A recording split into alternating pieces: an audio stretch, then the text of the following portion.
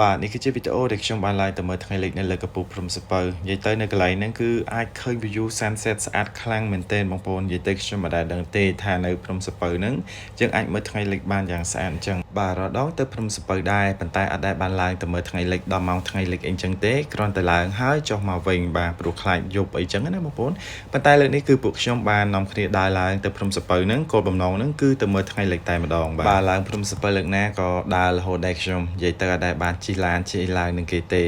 បើមិនដើរតាមចដើថ្មើរជើងទេក៏ដើរតាមអាផ្លូវគេជិះឡានជិះម៉ូតូនេះដែរបងប្អូនប៉ុន្តែទោះជាយ៉ាងណាក៏ពួកខ្ញុំនៅតែចូលចិត្តដើរដែរអត់សូវចូលចិត្តជិះឡានឡើងហ្មងទេហើយយើងដើរទៅនៅតាមផ្លូវអញ្ចឹងយើងបានថតរូបថតអីឃើញទេសភាពទេអីស្អាតផងហើយណាមួយក៏គិតថាវាមិនជាបញ្ញាប់ណាស់ណាទេ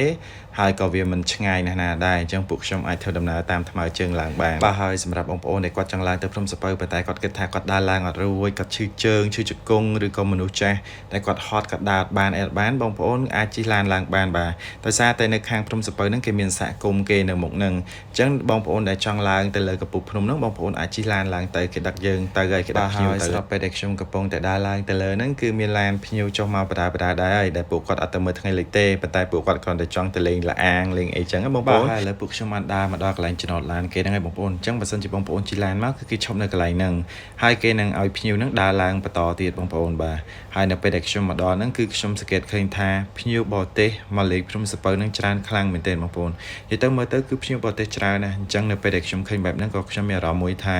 សប្បាយរីករាយខ្លាំងមែនទែននៅពេលដែលឃើញភ្ញៀវបរទេសភ្ញៀវទេសចរចូលមកលេងក្នុងខេត្តយើងច្រើនបែបហ្នឹង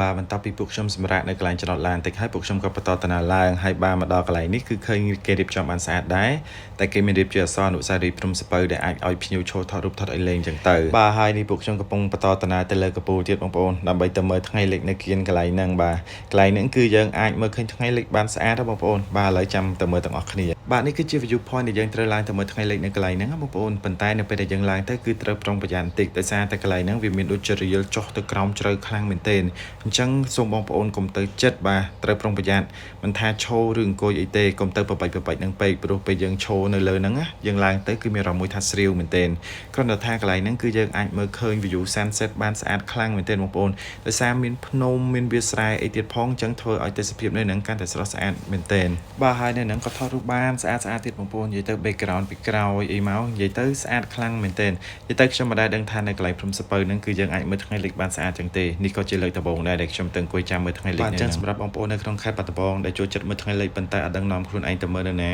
បងប្អូនអាចសាកល្បងទៅមើលនៅនឹងបានបងប្អូននិយាយទៅធានាថាស្អាតបាទបន្ទាប់ពីមើលថ្ងៃលិចរួចរាល់ហើយពួកខ្ញុំក៏ត្រូវបន្តដំណើរចុះមកវិញដើម្បីធ្វើម៉េចឲ្យតាន់នឹងបញ្ជីវចេញពីរូងបាទយើងបានទៅនឹងហើយកុំឲ្យខាតយើងមើលថ្ងៃលិចហើយយើងត្រូវបន្តចុះមកមើលបញ្ជីវចេញពីរូងទៀតបាទនិយាយទៅដោយសារថ្ងៃហ្នឹងមានមិត្តភ័ក្តិមានអីមកពីឆ្ងាយផងគាត់អត់ដែលបានមើលគាត់អត់ដែលបានមកអញ្ចឹងត្រូវជូនពួកគាត់ឲ្យបានឃើញទាំងថ្ងៃលិចនៅលើភ្នំសពៅក៏ដូចជាឃើញបញ្ជីវហោះចេញពីរូងយ៉ាងច្រើនសន្ធឹកសន្ធាប់ហ្នឹងនិយាយទៅបញ្ជីវចេញពីរូងមើលទៅស្អាតខ្លាំងមែនទេបងប្អូនហើយឥឡូវនៅភ្នំសពៅហ្នឹងនៅមុខហ្នឹងក៏គេរៀបចំបានស្អាតទៀតអញ្ចឹងនៅពេលដែលយើងមកកន្លែងហ្នឹងគឺមានអារម្មណ៍មួយថាស្រស់ស្រាយខ្លាំងមែនទេបងប្អូនអញ្ចឹងហើយបានសបោភ្ញៀវមកលេងភ្នំសពៅច្រើនខ្លាំងមែនទេឥឡូវបាទអញ្ចឹងសម្រាប់វីដេអូទៅលេងភ្នំសពៅរបស់ខ្ញុំក៏មានតែប៉ុណ្្នឹងដែរសូមអរគុណបងប្អូនអរគ្នាបាទសូមជម្រាបលា